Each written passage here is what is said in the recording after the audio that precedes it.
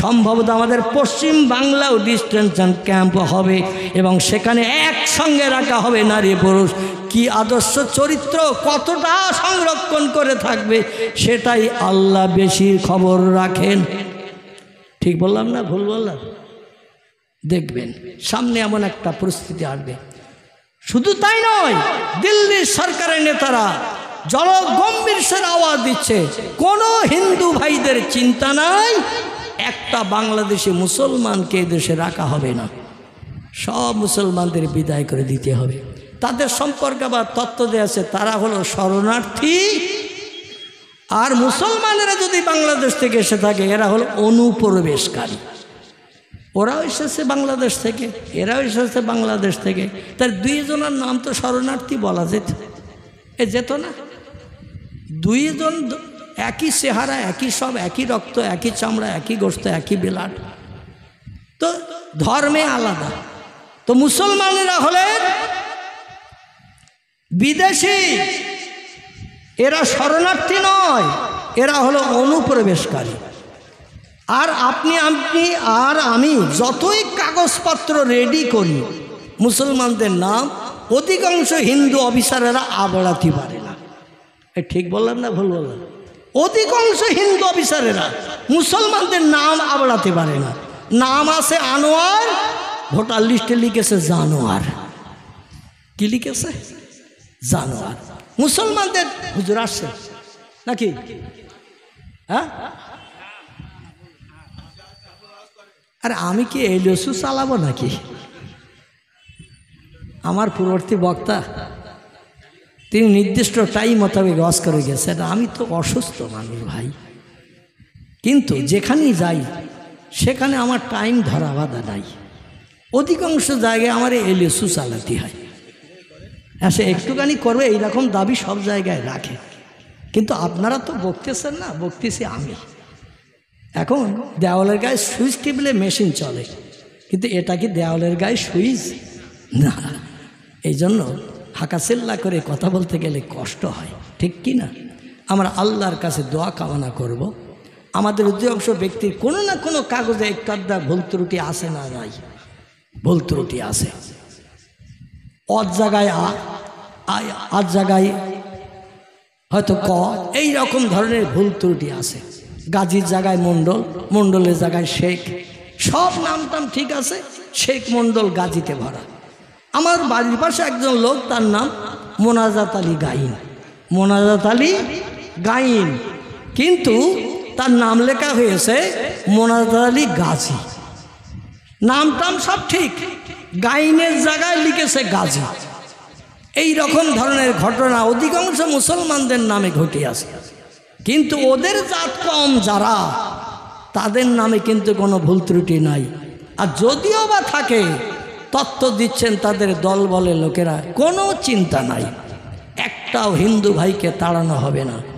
তাড়ানো হবে কেবল বিদেশ মুসলমানদের। এতে মায়ানমার থেকে শুরু করে, পাকিস্তান থেকে শুরু করে, আফগানিস্তান থেকে শুরু করে বিভিন্ন দেশের মুসলমানদের শুধু নাম বলা হচ্ছে।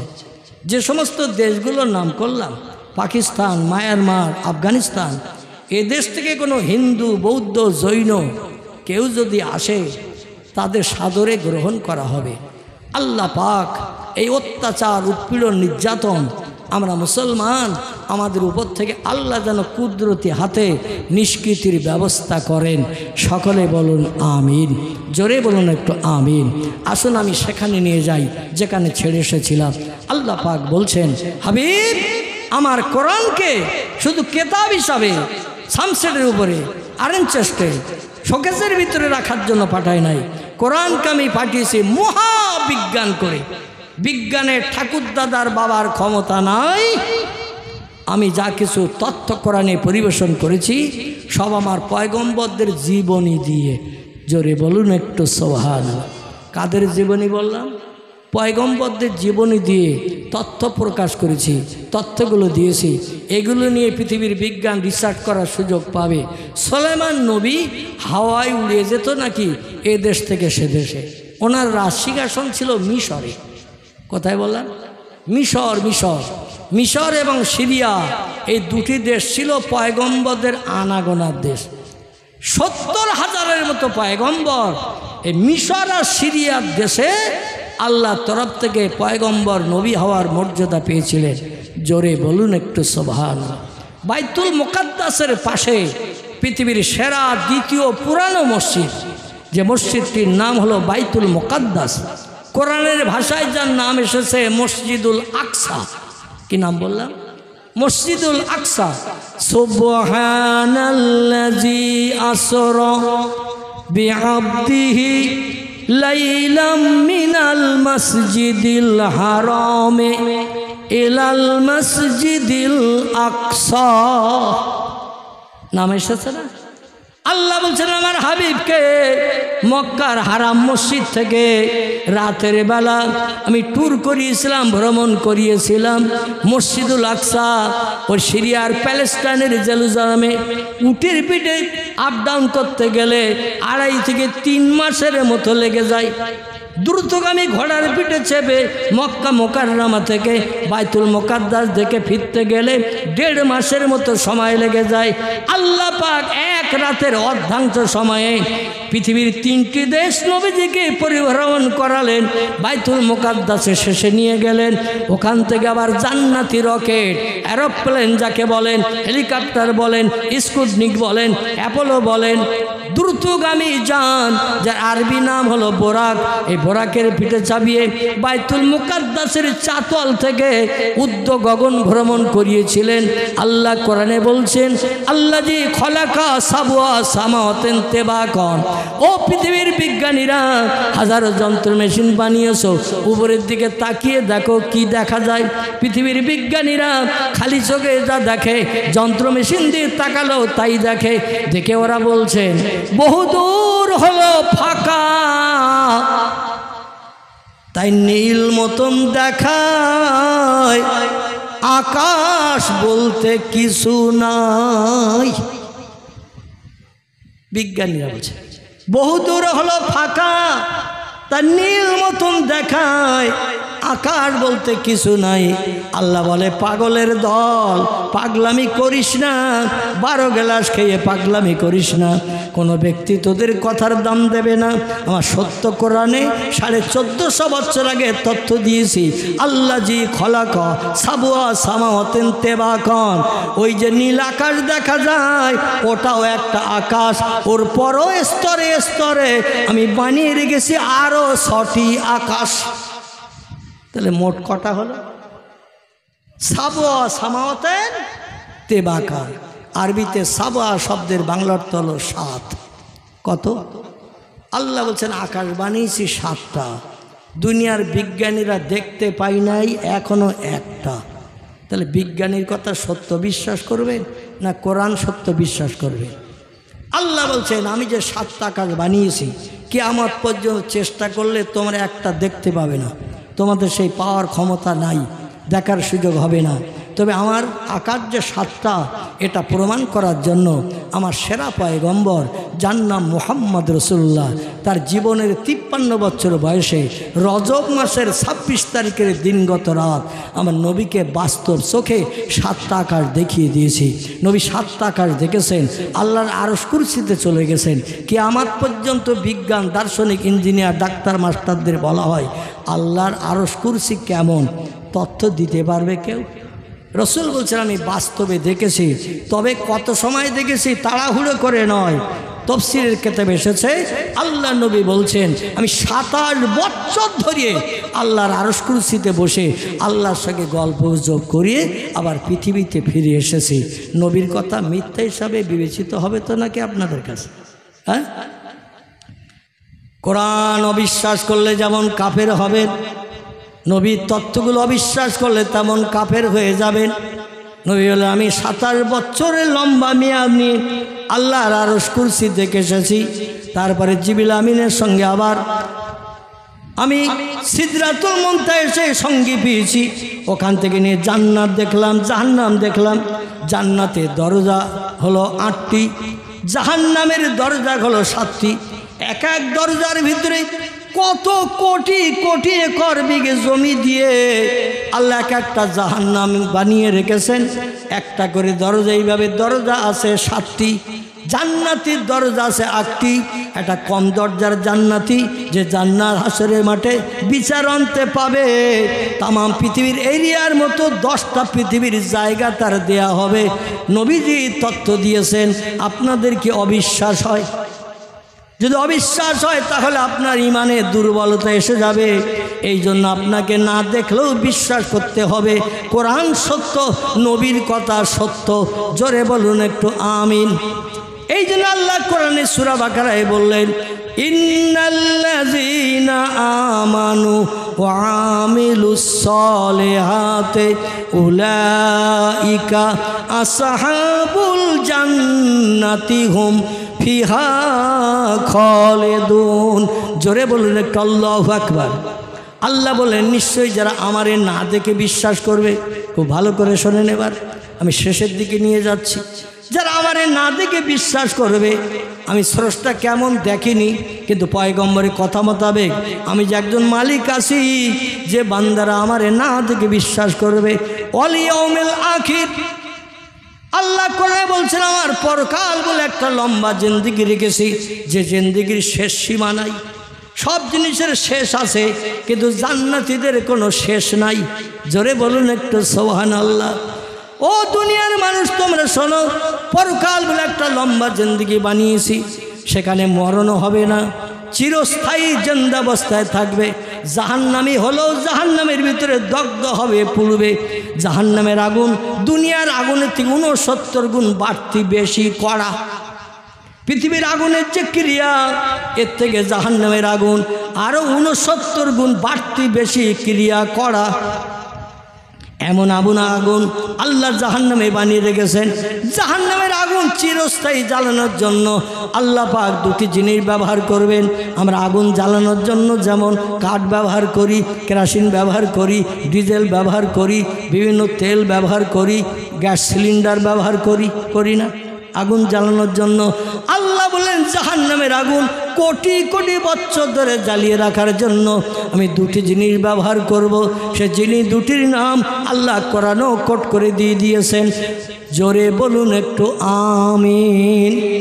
একটির নাম হলো মানুষ, আর একটির নাম হলো পাথর।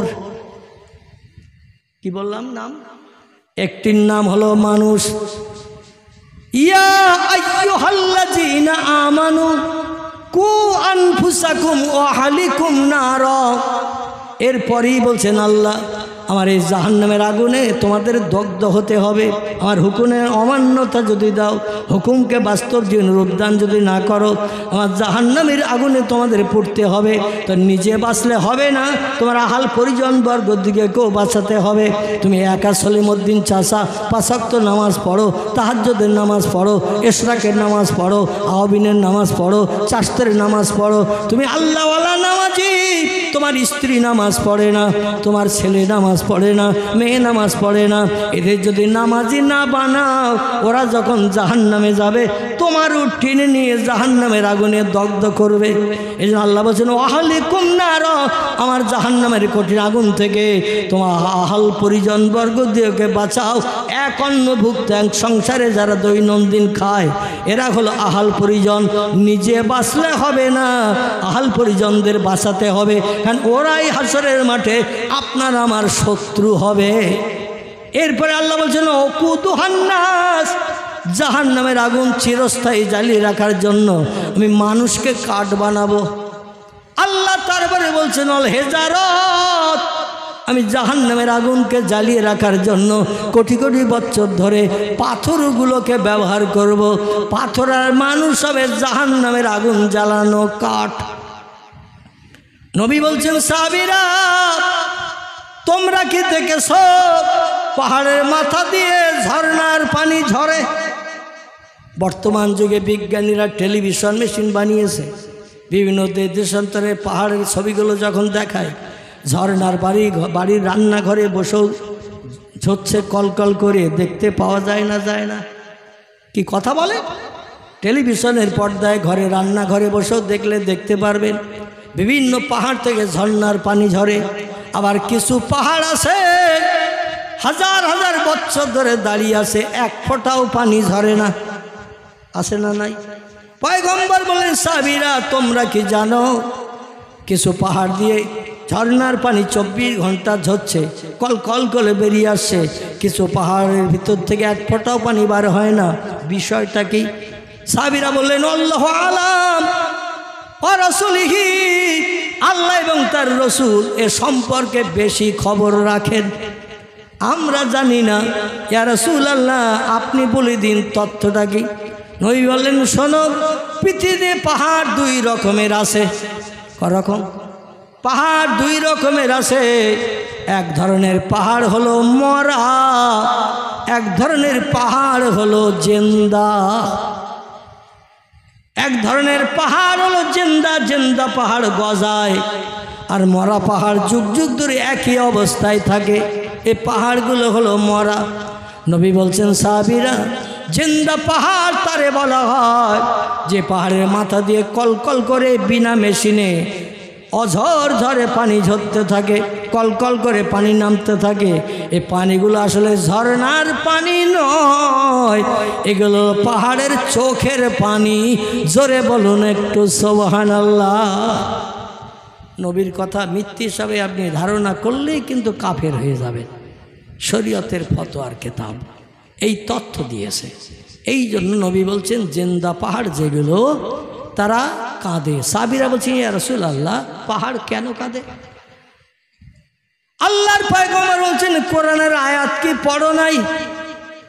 অকুদুহান নাসু ওয়াল হিজারাতু আলাইহা, জাহান্নামের আগুন কোটি কোটি বছর ধরে জ্বালিয়ে রাখার জন্য আল্লাহ 2টি জিনিস ব্যবহার করবেন।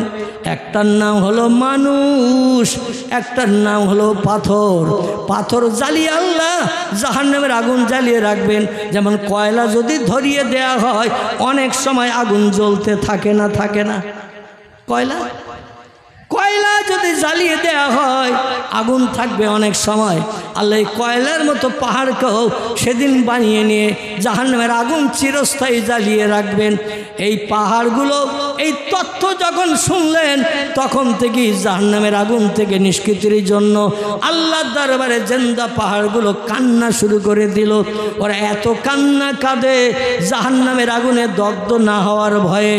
তাই ওদের চোখের পানিগুলো বর্তমান প্রযুক্তির বিজ্ঞানীরা ঝর্ণার পানি বলে অভিহিত করেছে। আসলে পানি ঝর্ণার পানি নয়, এ হলো জাহান্নামের আগুনের ভয়ে নিষ্কৃতির জন্য পাহাড় 24 ঘন্টা ধরে কাঁদে। জোরে বলুন একটু আমিন। খুব বেশি দূর আপনাদের যেতে হবে না। এই পশ্চিম বাংলার কয়েকটি অঙ্গরাজ্য জেলা আছে, সেখানে গেলেই কিন্তু আপনি পাহাড় দেখতে পাবেন। যেমন আমাদের এই পশ্চিম বাংলার এমন করে মুর্শিদাবাদ, মালদা ডিস্ট্রিক্ট পেরিয়ে যে আপনি যখন দিনাজপুরের দিকে চলে যাবেন বা বর্ধমান হয়ে যখন আপনি চলে যাবেন বাঁকুড়ার দিকে, বর্ধমান ডিস্ট্রিক্ট পেরিয়ে যখন বাঁকুড়ায় ঢুকবেন, বাঁকুড়ায় গেলে 2টি পাহাড় আপনার দেখার সুযোগ হবে। সম্ভবত 1982 সাল হবে, যদিও 1-8 বছরে ডিভাইড হতে পারে। আমার ডায়েরি না দেখেই তথ্যটা দিচ্ছি। 1981 কিংবা 82 সাল হবে। এখান থেকে অন্তত 38-39 বছর আগের কথা বলছি। আমি তখন মোটর বাইক চালিয়ে জলসা করতে যেতাম পশ্চিম বাংলার বিভিন্ন জেলায়। আমার মোটর বাইকের 4 বার ইঞ্জিন পাল্টানো হয়েছে। চলেছে মোট 4 লক্ষ কিলোমিটার। কতটা বললাম? 4 লক্ষ কিলোমিটার। আপনারা এই দেবকের মানুষ অবশ্যই দেখেছেন, কারণ আমি এখান থেকে পাস করে সপ্তাহে 1 দিন করে খিদিরপুরে যাই। আমার মোটর বাইকটা আপনারা অবশ্যই দেখেছেন, ইয়ামা গাড়ি ছিল। এই কিছুদিন আগে বিক্রি করে দিয়েছি। কিনেছিলাম 20,100, বেচেছি 18,000। কত বললাম? 18,000-এ বেচেছি। 40 বছর চালানোর পর বিক্রি হবে এরকম দামে?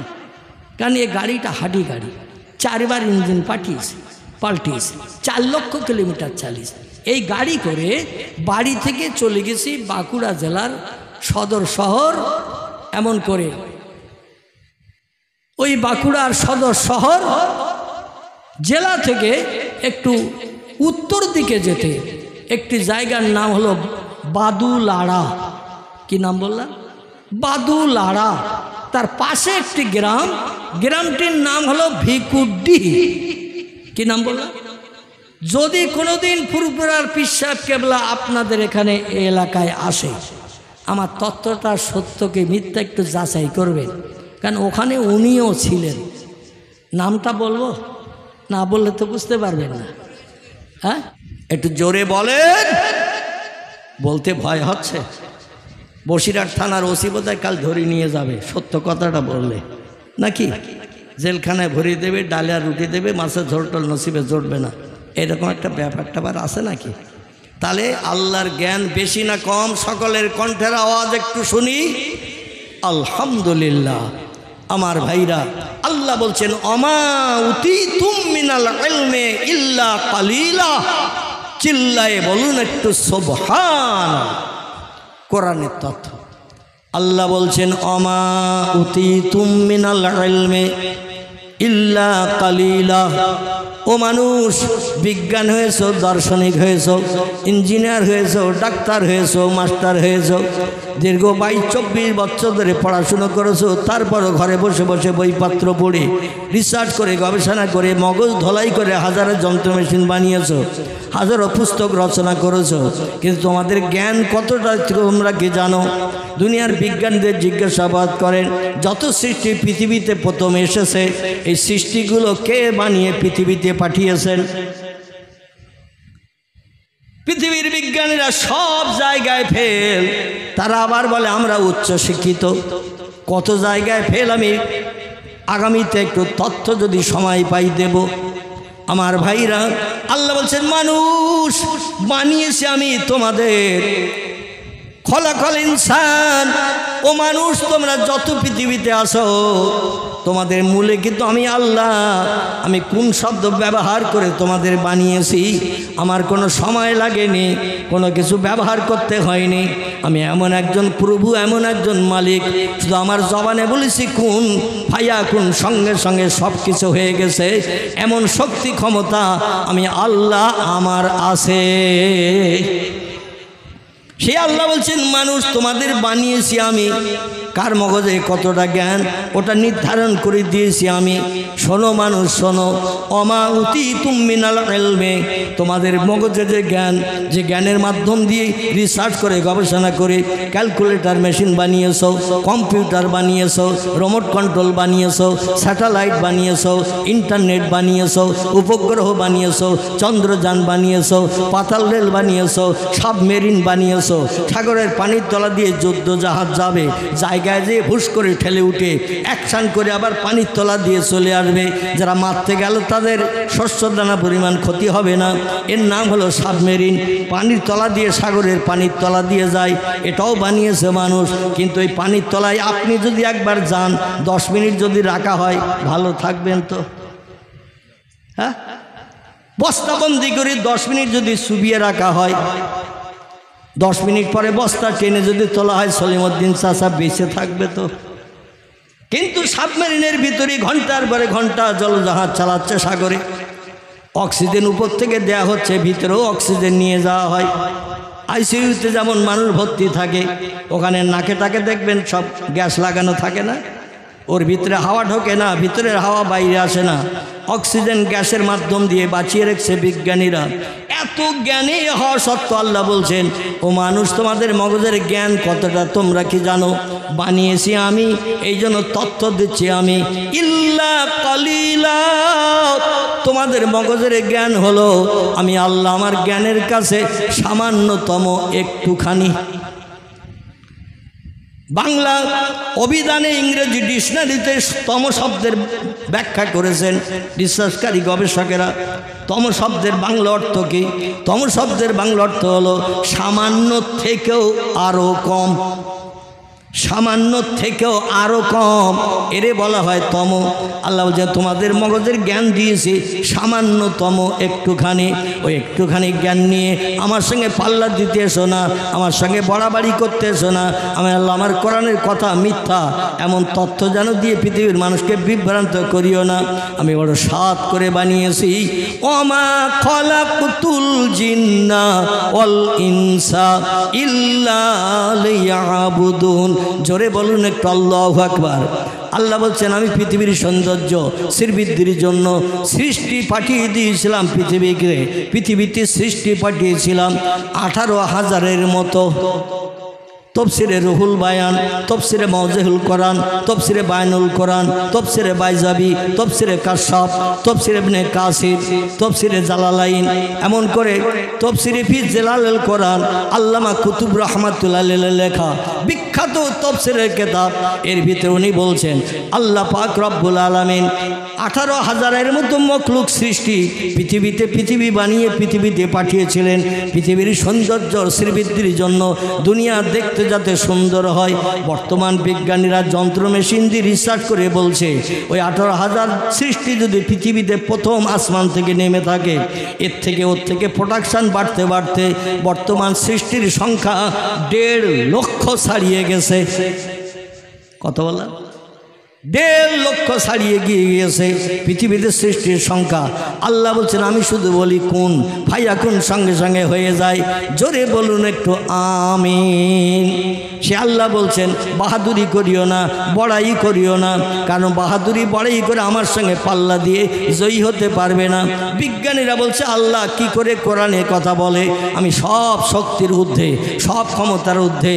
কোরআনে বলা হয়েছে ইন্নাল্লাহা আলা কুল্লি শাইইন কদির, আমি হলাম সব শক্তির ঊর্ধ্বে, আমার মতো পাওয়ার শক্তি ক্ষমতা আর কারো নাই, কারো নাই। আলে কথা কোরআনে 1450 বছর আগে কিভাবে তথ্য কোট করে দিয়ে আমাদের কাছে পাঠিয়েছেন আমরা তো বুঝতে পারি না, কারণ সৃষ্টির বয়স যত হয় তারা বুড়ো হয়। ঠিক বললাম না ভুল বললাম? সৃষ্টির বয়স যত হয় ও কচি বাচ্চা হয় না, বুড়ো হয়। ঘুমিয়ে পড়েছেন, তাহলে হুজুর ডাকেন, আমি আর বক্তব্য রাখবো না, কারণ ঘুমন্ত ব্যক্তির কাছে আমি গলা ফাটাবো না। আর যদি একটু উত্তর দেন তাহলে বুঝবো জেগে আছেন। আমি অধম, এখনও সুস্থ হতে পারি নাই, এখনও আমি রোগাক্রান্ত, চলতে গেলে এখনও আমার গা টলে। আমি রাতের বেলা তো ভালো চলতেই পারি না, মানুষের হাতের সাপোর্ট নিয়ে ধরে নিয়ে আমাকে যে কোনো জায়গায় যেতে হয়। যাই হোক, আর ডাক্তার তো এমনি চিল্লাতে আমার নিষেধ করেছেন, তো আল্লাহর উপরে তাক্কাল করে চিল্লাই। তো আপনারা যদি এইভাবে চিল্লানো আওয়াজ না শোনেন তাহলে আমার ওয়াজ করা বক্তব্য রাখা বৃথা হবে কি না? বিজ্ঞানীরা বলছে আল্লাহ যদি এই পৃথিবী বানিয়ে থাকে, খুব ভালো করে শোনেন, আল্লাহ যদি এই পৃথিবী বানিয়ে থাকেন, Japan, German, England, Holland, Poland, Italy, Brazil, Thailand, Singapore, Burma, Rangoon, পৃথিবীর বিভিন্ন দেশের বিজ্ঞানীরা রিসার্চ করে গবেষণা করে বলছে পৃথিবীর বয়স কেউ বলেছেন 15,000 বছর, কেউ বলেছেন 25,000 বছর, কেউ বলেছেন 40,000 বছর, কেউ বলেছেন 50,000 বছর, কেউ বলেছেন 1 লাখ। বর্তমানে শেষ তথ্য এসেছে পৃথিবীর বয়স 1.5 লাখ বছর। কত বললাম? বিজ্ঞানের এক একটা যন্ত্র মেশিন দিয়ে এক একটা জিনিস রিসার্চ করে এর বয়স নির্ধারণ করে বলছে পৃথিবীর বয়স বর্তমানে আমরা ভালো যন্ত্র মেশিন দিয়ে রিসার্চ করে দেখলাম পৃথিবীর বয়স 1.5 লক্ষ বছর হয়ে গেছে। আচ্ছা, এই পৃথিবী যদি আল্লাহ বানিয়ে থাকেন 1.5 লক্ষ বছর আগে, আল্লাহ এখন বাচ্চা আছে না বুড়ো হয়ে গেছে? যুবক আছে না যেমন ছিলেন তেমন আছেন না বৃদ্ধ হয়ে গেছেন? সব জিনিস বয়স হলে তো বৃদ্ধ হয়, বুড়ো হয়। ওরা বলল আল্লাহ এখন লাঠি ধরে চলতে পারে কিনা আমাদের সন্দেহ আছে। বুড়ো চাষা লাঠি দিয়েও হাঁটতে পারে না, যেখানে খায় সেখানে পেশাব, সেখানে পায়খানা করে।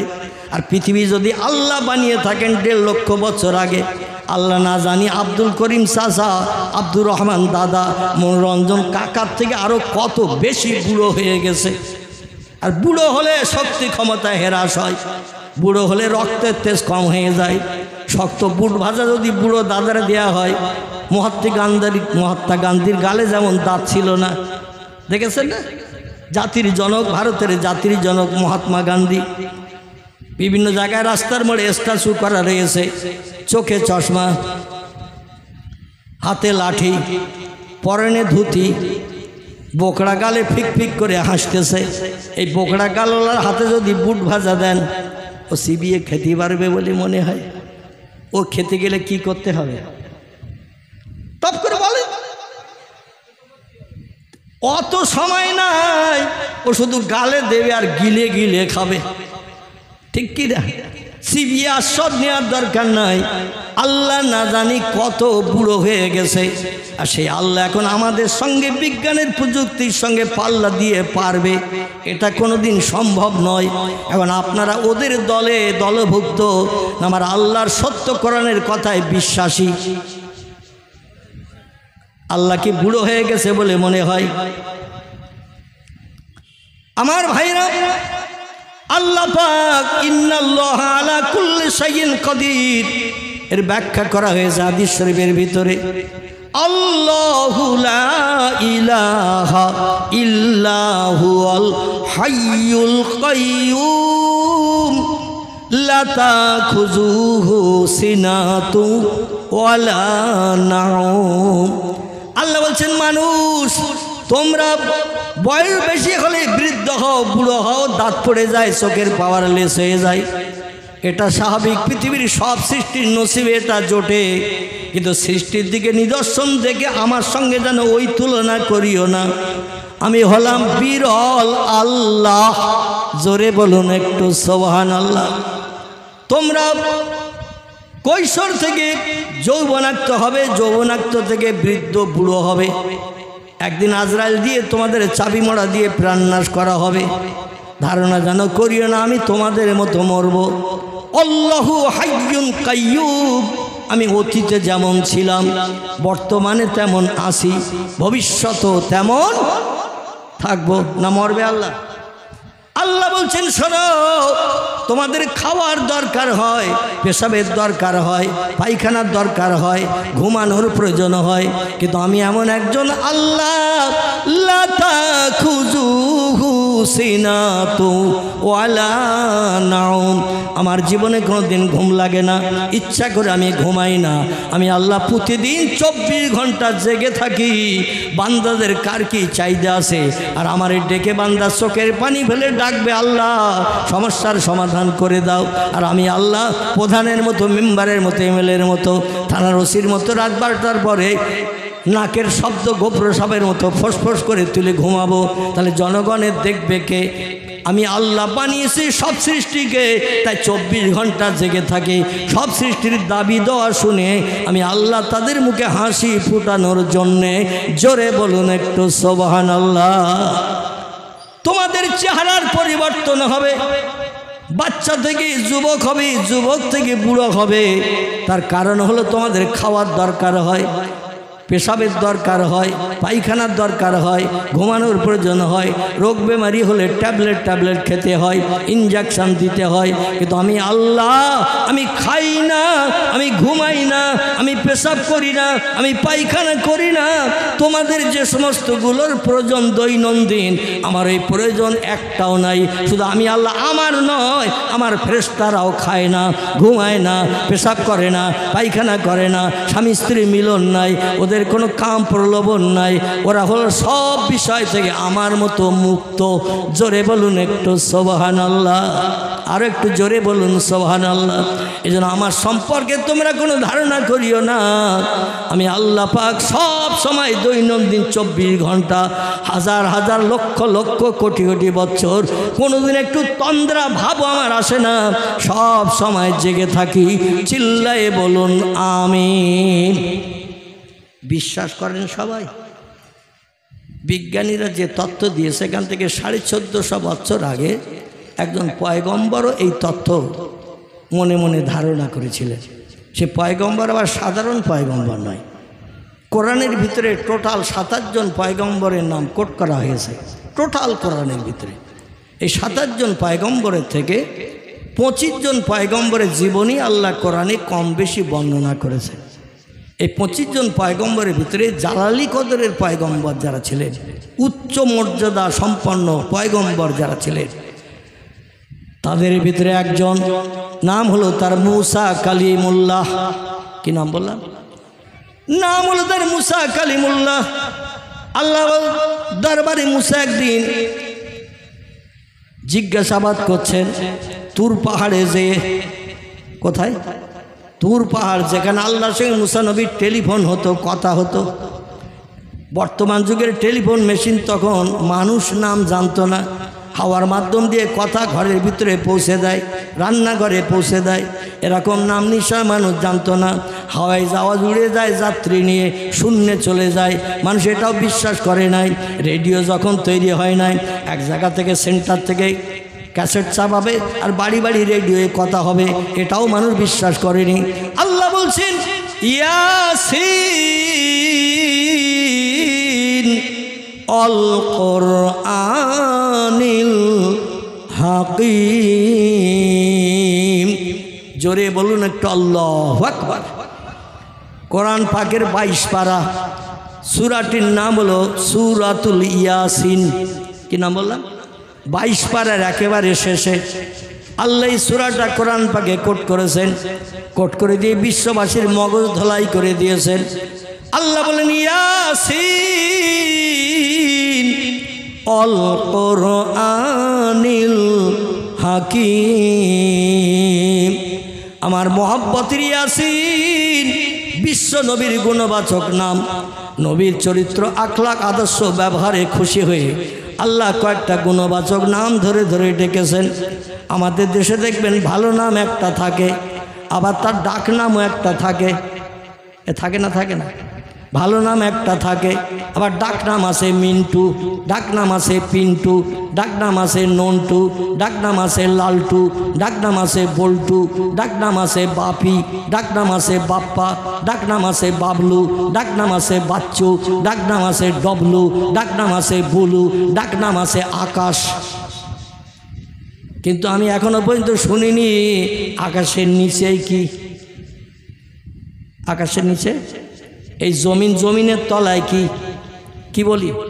পাতাল। পাতাল বলি না? এই পাতাল নামটা এখন আমি শুনতে পাইনি। কবে রাখবে মুসলমানের ছেলেরা? বাংলাদেশে ভুরি ভুরি আকাশ নাম পাওয়া যায়, নাম রেখেছে আকাশ। তো পাতাল নামটা রাখ, মিলিয়ে যাক। ঠিক না ভুল? মিন্টু, পিন্টু, নন্টু, ঝন্টু, লালটু, বল্টু, বাপি, বাপ্পা, বাবলু, বাচ্চু, ডবলু, বুলু, এইভাবে হাজারো হাজার নাম মুসলমানদের ছেলেদের আসে না নাই? রসুল বলছেন ইসমি আউলাদুকুম কাইসমিল আম্বিয়া। ও দুনিয়ার উম্মতে মণ্ডলীরা শোনো, উম্মতে মুহাম্মাদিরা শোনো, আল্লাহ যদি তোমাদের কোনো পুত্র সন্তান দান করে, ছেলে যদি দেয়, একটু কাইসমিল আম্বিয়া, নবীদের নামের সঙ্গে ছেলেদের নামগুলো একটু মিলিয়ে রাখবে। কাদের সঙ্গে নাম রাখতে বলেছে? আল্লাহ বলছেন, নবী বলছেন নবীদের নামের সঙ্গে ছেলেদের নামগুলো মিলিয়ে রাখবে। আল্লাহ যদি কোনো কন্যা সন্তান দান করে, মেয়েদের নামগুলো নবীর বিবিদের নামের সঙ্গে মিলিয়ে রাখবে। সাহাবীরা বলেন মা হিয়া ইয়া রাসূলুল্লাহ। ওল্ড মডেলের যুগের পয়গম্বরদের নামের সঙ্গে, ওল্ড মডেলের যুগের পয়গম্বরের বিবিদের নামের সঙ্গে আমাদের ছেলে মেয়েদের মডার্ন যুগের নাম রাখলে লাভ কি হবে? মানুষ লাভে লোহা বইতে চায়, বিনা লাভে তুলোও কেউ মাথায় নিতে চায় না। এখন ওই নাম রাখলে পুরনো যুগের নাম, হাজার হাজার বছর আগের নাম রাখলে লাভ কি হবে? রসুল বললেন সাহাবীরা, আদম সফিউল্লাহ থেকে নিয়ে ঈসা রুহুল্লাহ পর্যন্ত, ইহা তাকে আমি মুহাম্মদ রসুল্লাহ পর্যন্ত, যদি কোনো ব্যক্তি তাদের ছেলেদের নাম পয়গম্বরদের নামের সঙ্গে রেখে দেয়, একটাও নবী হাসরের মাটি জাহান্নামী হবে না। সব নবী হিসাব নিকাশ বিহীন আল্লাহর জান্নাত হালাল বানাবে। আর নবীরা যখন জান্নাতে যাবে, হাসরের মাঠে জান্নাতে যাওয়ার সময় নামের বন্ধুদের হাসরের মাঠ থেকে খুঁজে খুঁজে বার করবে। আমার নামের সঙ্গে নাম রেখেছিল দাউদকে, আমার নামের সঙ্গে নাম রেখেছিল মুসাকে, আমার নামের সঙ্গে নাম রেখেছিল হারুনকে, আমার নামের সঙ্গে নাম রেখেছিল ইউসুফকে, আমার নামের সঙ্গে নাম রেখেছিল সুলাইমানকে, আমার নামের সঙ্গে নাম রেখেছিল ইসমাইলকে, আমার নামের সঙ্গে নাম রেখেছিল ইব্রাহিমকে, আমার নামের সঙ্গে নাম রেখেছিল নুহুকে। এইভাবে প্রত্যেকটা নবী নামের বন্ধুদের খোঁজ করবেন। আল্লাহ ডেকে বলবেন, ও আমার প্রেমিক বান্দা পয়গম্বরের দল, জান্নাত হালাল বানালাম, ঘোষণা দিয়ে দিলাম হাসরের মাঠে, এখনো কেন হাসরে খোঁজো? বলে আমার নামটা যে লোকটি রেখেছিল ওই যুগে আমি পৃথিবীতে ছিলাম না, আমার নামটা রাখার কারণে পাড়ার মানুষেরা মুসা বলে বলে তারে ডেকেছে, দাউদ বলে বলে তারে ডেকেছে, ইব্রাহিম বলে বলে ডেকেছে, ইউসুফ বলে বলে ডেকেছে। আমি পৃথিবীতে ছিলাম না, কিন্তু আমার নামটা ওই লোকটা রাখার কারণে কিয়ামত পর্যন্ত আমার নাম মানুষের মুখে মুখে প্রচারিত হয়েছে। আর ওই লোকটা জাহান্নামের আগুনে দগ্ধ হবে। আমি আল্লাহর পয়গম্বর ওটা পছন্দ করি না। জান্নাতে যদি আমারে দেন, আমার নামের বন্ধুদের সঙ্গে করে নিয়ে জান্নাতে যাওয়ার সুযোগ দিতে হবে। নবীদের নামের সঙ্গে নাম রাখা ভালো না খারাপ? ওল্ড মডেলের নাম এখন তার মানুষ রাখতে চায় না। আমি যদি জিজ্ঞাসা করি মিন্টু নামের অর্থ কী, পিন্টু নামের অর্থ কী, নন্টু নামের অর্থ কী, বল্টু নামের অর্থ কী, বাপি নামের অর্থ কী, বাপ্পা নামের অর্থ কী, অন্তত 2-4 মাস লাগবে তার অভিধানিক ডিকশনারিগুলো ঘেঁটতে ঘেঁটতে কলিজা গরম হয়ে যাবে। কিন্তু প্রত্যেকটি পয়গম্বরের নামের সুন্দর সুন্দর অর্থ আছে। জোরে বলুন একটু সুবহানাল্লাহ। আল্লাহ কোরআন পাকে কিছু জান্নাতি মেয়েদের নাম ঘোষণা করেছেন। কারো নাম রহিমা, কারো নাম আসিয়া, আমার ভাইরা কারো নাম খাদিজা, বিশ্ব নবীর প্রাণ প্রিয়া জীবন সঙ্গিনী, প্রথম জীবন সঙ্গিনী মা আয়েশাতুল হুমায়রা, উম্মে সালমা, উম্মে হাবিবা, জয়নাব বিনতে জাহাস, জয়নাব বিনতে খুজাইমা, সাউদা, সুফিয়া, মাইমুনা, জাওয়ারিয়া, মাবিয়া। এই রকম প্রিয় নবীর প্রাণ প্রিয়া বিবিরা, এরা কি জাহান্নামে যাবে বলে মনে হয়? নবীরে যারা সেবা যত্ন করেছেন বাস্তব জীবনে, আল্লাহ পাক সেবা যত্নের মাধ্যম দিয়ে নবীর বিবিদের দুনিয়ায় বেঁচে থাকতেই জান্নাত হালাল বানিয়ে দিয়েছে। আমার ভাইরা, রহিমা নামের ব্যক্তি, মরিয়ম নামের ব্যক্তি, আসিয়া নামের ব্যক্তি, আল্লাহ আলী সারা নামের ব্যক্তি, হাজারা নামের ব্যক্তি, যারা পয়গম্বরের পরিষেবা দিয়েছে, এই পরিষেবা দেওয়ার কারণে আল্লাহ তাদেরও হিসাব নিকাশ করবেন না, সরাসরি জান্নাত হালাল বানাবেন। এই নাম যদি কোনো মেয়েদের রাখা হয়, ও দেবকের মা বোনেরা একটু ভালো করে শুনে নেন, নবীর বিবিদের নামের সঙ্গে নাম যদি একটু মিলিয়ে রাখতে পারেন, হাসরের মাঠে ইয়াউমা ইয়াফিরুল মারু মিন আখিহি ওয়া উম্মিহি ওয়া আবিহি ওয়া সাহিবাতিহি ওয়া বানিহি আল আখির। আল্লাহ কোরআনে তথ্য কোট করে বলছেন, হাসরের মাঠ যেদিন সংগঠিত করব, বাপ ছেলের চিনবে না, ছেলে বাপের কাছে পরিচয় দেবে না, মা মেয়ের পাশে যাবে না, মেয়ে মারে চিনতে পারবে না, ভাই বোনের সঙ্গে কোনো সম্পর্ক রাখবে না, বন্ধু বান্ধব কেউ কারোর দিকে একবার ফিরেও তাকাবে না। সেদিন আল্লাহ পাক রব্বুল আলামিন নবীর বিবিদের নামের সঙ্গে নাম রাখার কারণে ওই বিবিদের যখন জান্নাত হালাল বানাবেন, ওই নবীর বিবিরা নামের বান্ধবীদের খুঁজে খুঁজে নিয়ে আল্লাহর জান্নাতে যাওয়ার জন্য আল্লাহর কাছে দাবি করবেন। আল্লাহ বলবেন, ওই তোমার নামের বান্ধবী তো জাহান্নামে, অপরাধকারী, আমার সঙ্গে ভালো সম্পর্ক রাখেনি, ইবাদত বন্দেগি করেনি, আসমানি কিতাব তেলাওয়াত করেনি, এই জন্য ও জাহান্নামে যাবে।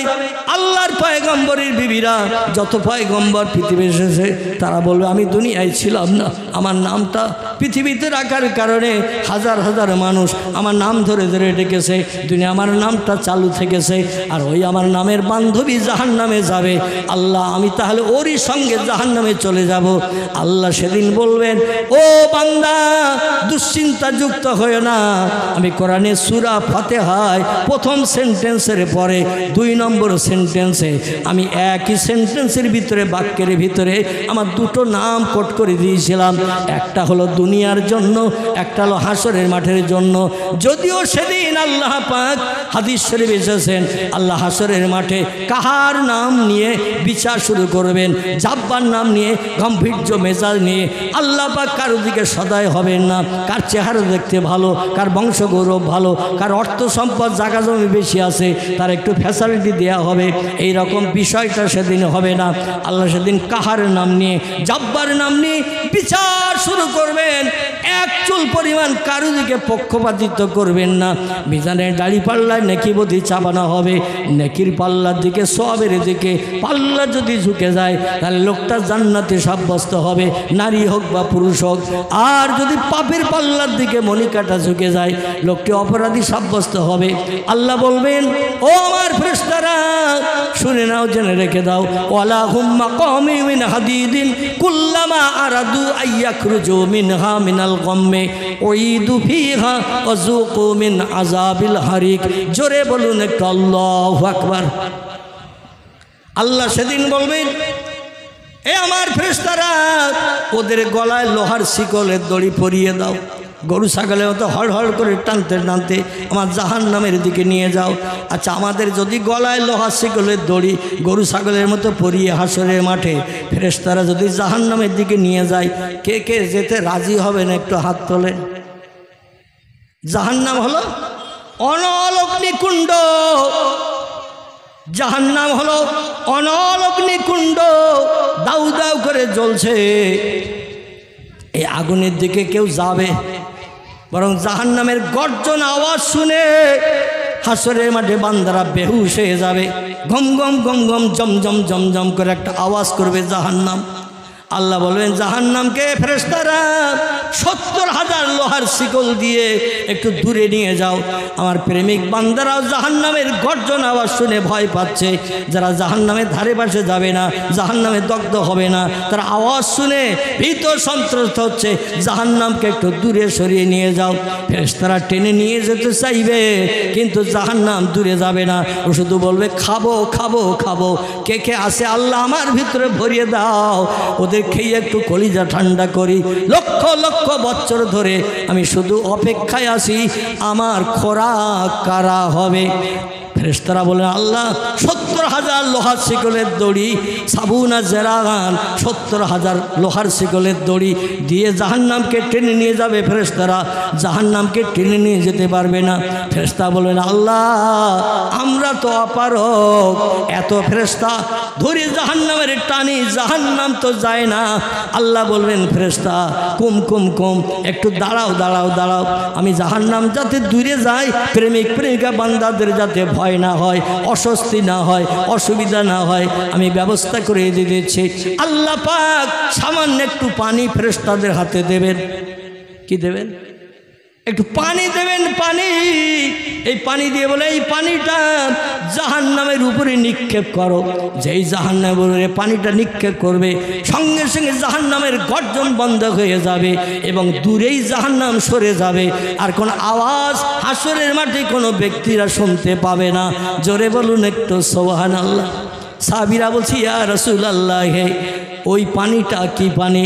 আল্লাহ নবী বললেন, ও মিনাল লাইলে ফাতাহাজ্জাদ বিহি নাফিলাতাল লাক আসা আইয়াবাসাকা রাব্বুকা মাকামাম মাহমুদা। জোরে বলুন একটু আল্লাহু আকবার। নবী বলছেন, সাহাবীরা তোমরা জানো না জাহান্নাম ভয় পাবে, গমগমানি আওয়াজ বন্ধ করবে, দূরে সরে যাবে। একটুখানি পানি জাহান্নামে নিক্ষেপ করলে এই পানিটা কৌসারের পানি নয়, এই পানিটা আবে হায়াতের পানি নয়, এই পানিটা দুনিয়ার সাগরের পানি নয়, এই পানিটা ডাবের পানি নয়, এই পানিটা পুকুরের পানি নয়, এই পানি আসমানি বৃষ্টির পানি নয়, এই পানি হলো আমার নবীর উম্মতদের চোখের পানি। জোরে বলুন একটু সুবহান। আমার ভাইরা, আল্লাহ কোরআনে বলছেন, জাহান্নামের আগুন থেকে যদি উম্মতি মুহাম্মাদিরা নিষ্কৃতি পেতে চাও, দুটো কাজ একটু কম বেশি করে করে নাও। কটা কাজ? দুটো কাজ, একটু কম করো বেশি করো, একটা কাজ কম করো, একটা কাজ বেশি করো। কোরআনই তথ্য দিয়ে দিচ্ছেন, বিসমিল্লাহির রহমানির রহিম, ফালিয়াদহাকু কালিলাও ওয়ালিয়াবকু কাসীরা। চিল্লায়ে বলুন একটু আল্লাহু আকবার। আল্লাহ কোরআনে এই তত্ত্ব কোট করে দিয়ে বলছেন, উম্মতি মুহাম্মাদিরা, জাহান্নাম যদি হারাম বানাতে চাও, জান্নাত যদি হালাল বানাতে চাও, কোটি কোটি বছর ফেরেশতাদের মাধ্যম দিয়ে জান্নাতে ঢোকার পরে হুরগেলেমানদের নিয়ে আনন্দ ফুর্তি যদি করতে চাও, সেখানে এক একটা বেটা ছেলে পুরুষকে জান্নাতের ভিতরে 18 বছরের সুন্দরী যুবতী নারী তার পরিষেবা দেওয়ার জন্য 70টা করে এক একটা পুরুষের জন্য বরাদ্দ করা হবে। জোরে বলুন একটু সুবহানাল্লাহ। বান্দা মনে মনে যেটা চিন্তা করবে, সঙ্গে সেটা সামনে এসে হাজির হবে। কোনো অভাব জান্নাতে থাকবে না, কোনো দুঃখ চিন্তা থাকবে না, কোনো রোগ বেমারি হবে না, কোনো অস্বস্তি হবে না। এক একদিন এক একটা বিল্ডিংয়ে জান্নাতীরা হুরগেলেমানদের নিয়ে আনন্দ উপভোগ করতে থাকবে। এক বিল্ডিংয়ে 6 মাস থাকতে হবে না, আর আমাদের এক ঘরে সারা জীবন থাকতে হয়। ঠিক না ভুল? এক ঘরে সারা জীবন থাকতে হয়। সলিমউদ্দিন চাচার ঘরে গেলে তার স্ত্রী কি জায়গা দেবে নাকি? নাউজুবিল্লাহ। যে আমার বউ আছে, আমার ঘরে থাকার সুযোগ নাই, কেবল আমি থাকবো বউর পাশে। ঠিক না ভুল? কিন্তু জান্নাতের ভিতরে দৈনন্দিন জান্নাতীরা ঘর পাল্টে পাল্টে থাকবে। লক্ষ কোটি বছর পেরিয়ে গেল, এক ঘরে জান্নাতীদের 2 দিন থাকতে হবে না। যদি বলেন হোয়াট ইজ দ্য ডকুমেন্ট, তার নাসাই শরীফের একটা হাদিসের কথা বলি। আল্লাহর পয়গম্বর বলছেন, কম আমল করে যে লোকটা জান্নাতের ভিতরে ঢুকবে, পাপ নাই, অপরাধ নাই, ভুল নাই, অন্যায় নাই, তা সবও তেমন ভালো করে নাই, অল্প সওয়াব করেছে। সব বান্দাবান্দির হিসাব নিকাশের পরে আল্লাহ পাক দেখবেন এই বান্দাটারে ওর অপরাধ বলতে কিছু নাই, পাপের পাল্লা একেবারে খালি, কিচ্ছু তাতে নাই। তবে জীবনে একদিন আল্লাহু আকবার বলেছে, আলহামদুলিল্লাহ বলেছে, লা ইলাহা ইল্লাল্লাহ জপ করেছে। সারা জীবনে যদি একটা বার এই জপ কোনো বান্দার জবান দিয়ে, ঠোঁটের মাধ্যম দিয়ে জারি হয়, আল্লাহ তাকেও জান্নাত হালাল বানিয়ে দেবেন। জোরে বলুন একটু সুবহানাল্লাহ। সাহাবীরা বলছে, ইয়া রাসূলুল্লাহ, ওই লোকটার জন্য কেমন জান্নাত হবে? আল্লাহ নবী বলছেন, আল্লাহ একটু কম দরজার জান্নাত তার দেবেন, কারণ পকেটে পয়সা কম। ও তো ইলিশ মাছের দাম জিজ্ঞাসা করে, দাম জিজ্ঞাসায় পর্যন্ত শেষ, কারণ মাছ কি কিনতে পারবে? টাকা নিয়ে গেছে 10 টাকা, ইলিশ মাছের কেজি জিজ্ঞাসা করছে, বলছে 1200 টাকা। ও আর দাঁড়াবে ওখানে? দাঁড়াবে না, কারণ পকেটে আছে 10 টাকা। ইলিশ মাছের দাম জিজ্ঞাসাই বেকার হয়ে গেছে, 1200 টাকা কেজি। আর 1 কেজি 900 ওজনের ইলিশ মাছ ছাড়া ছোট মাছও নাই যে 10 টাকার একটু কেটে টেটে নেব। ও লোকটা দাঁড়ানো যেমন সম্ভব না। জান্নাত বিভিন্ন কোয়ালিটির আছে। এই কম দরজার আমলকারী জান্নাতি, আল্লাহ তার একটা জান্নাত দান করবেন। এই জান্নাতটা বড় হবে না ছোট হবে? আমল কম। এই জন্য তার জন্য আমল বেশি যাদের, তাদের জান্নাত কি আল্লাহ ওরে দেবে? আল্লাহ কোনো পার্সিয়ালিটি করবেন না, আল্লাহ কোনো রকম 2 নম্বরই করবেন না। নাউজুবিল্লাহ। যে যেমন আমল নিয়ে যাবে, আমলের বদৌলতে তার প্রাপ্ত মূল্য তেমন হবে। এই লোকটির একটু কম দরজার জান্নাত হবে। বলবে, ইজহাব এলাল বাইত, এই দরজা দিয়ে ভিতরে ঢুকে যাও, তোমার জন্য এই ঘর বরাদ্দ করা হয়েছে। সাহাবীরা বললেন, তার জান্নাতটা কেমন হবে? আল্লাহ নবী বললেন, সাহাবীরা, ওই সব থেকে কম আমলের জান্নাতের জন্য আল্লাহ পাক তাম পৃথিবীর এরিয়া যতটা, এই রকম 10টা পৃথিবীর এরিয়ার মতো তার জান্নাতটা হবে। একটু জোরে বলুন। তাম পৃথিবীর এরিয়া যত, বর্তমান 256টির মতো দেশ পৃথিবীতে বিদ্যমান। এই সব দেশগুলো মিলে পৃথিবী। আবার পৃথিবীর দ্বীপগুলো সব ছোট ছোট, ফুটবলের মতো। সাগর বড় না জমিন বড়? দেশের জায়গা বড় না সাগর বড়? সাগর বড়। সাগরের এক মাথায় দাঁড়ালে অপর মাথার গাছপালাকে দেখতে পাওয়া যায়। বিজ্ঞানী বলছেন, পৃথিবীর 4 ভাগের 3 ভাগ পানি, 1 ভাগ মাটি। সাগর হলো মাটির থেকে 3 গুণ বেশি, 4 গুণে 3 গুণ বেশি। এই তামাম পৃথিবীতে সাগর আছে, ঝোপঝাড় জঙ্গল আছে। আফ্রিকার জঙ্গল নাম শুনেছেন আমাজন, হাজার হাজার একর বিঘে জমি আল্লাহ গাছপালায় ভরে রেখেছেন। পৃথিবীর সব দেশের জীবজন্তু এই জঙ্গলের ভিতরে বসবাস করে। সব দেশে যত গাছ এই জঙ্গলের ভিতরে আছে। এর নাম হলো আমাজন জঙ্গল। এই জঙ্গল পৃথিবীর সব দেশে কম বেশি আছে না নাই? সাগর আছে না নাই? ভারত মহাসাগর, বঙ্গোপসাগর, আরব সাগর, লোহিত সাগর, প্রশান্ত মহাসাগর, ভূমধ্য সাগর, নীল দরিয়া, আরব সাগর আছে না নাই? সব সাগর এবং দুনিয়ার যত দেশ, সব দেশগুলো দিয়ে ঝোপঝাড় জঙ্গল জাতীয় যা আছে সব যদি একসঙ্গে দেয়া হয়, নবী বলছেন পৃথিবীর এরিয়া যতটা, এরকম 10টা পৃথিবীর মতো কম দরজার আমলওয়ালার জন্য আল্লাহ জান্নাত বরাদ্দ করে দেবে। এই জন্য যত লক্ষ বছর জান্নাতে থাকবেন, এক ঘরে হরিগেলেমান্দে নিয়ে রাত যাপন করতে হবে না। জোরে বলুন একটু সুবহানাল্লাহ। দৈনন্দিন নিত্য নৈমিত্তিক আপনি ঘর পাল্টিয়ে পাল্টিয়ে থাকতে পারবেন, আর যেটা মনে করবেন সেটা পাবেন। আমরা সেটা চাই না।